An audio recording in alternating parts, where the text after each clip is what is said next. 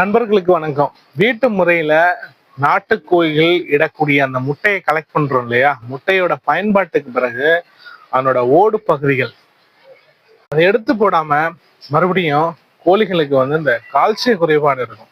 அதாவது முட்டை எண்ணிக்கை குறைவா விடக்கூடிய கோழிகளும் சரி, இந்த மாதிரியான கோழிகளுக்கு நம்ம எடுத்து போடக்கூடிய அந்த ஓடு இருக்கு இல்லையா, முட்டையோட ஓல், அதுல நிறைய கால்சியம், ஃபுல்லாவே கால்சியம். சில பேர் முட்டையோட ஓடுகளை பொடியாக்கி கார்டன்ல வளர்க்கக்கூடிய செடிகளுக்கும் பாத்தீங்கன்னா கொடுப்பாங்க.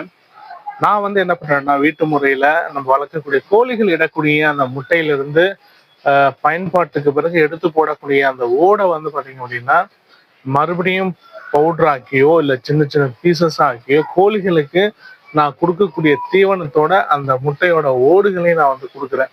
இது மூலயமா கோழிகளுக்கு என்ன நன்மை அப்படின்னா, கோழிகளுக்கு தேவையான கால்சிய குறைபாடு இதுல இருந்து எனக்கு நீர்த்தி அடையுங்க. அதனால இந்த மாதிரி நம்ம தொடர்ந்து கொடுக்கறதுனால தோல் இல்லாத, அதாவது முட்டை ஓடு இல்லாம தோல் முட்டை கோழிகள் இடுறத பாத்தீங்கன்னா தவிர்க்கலாங்க.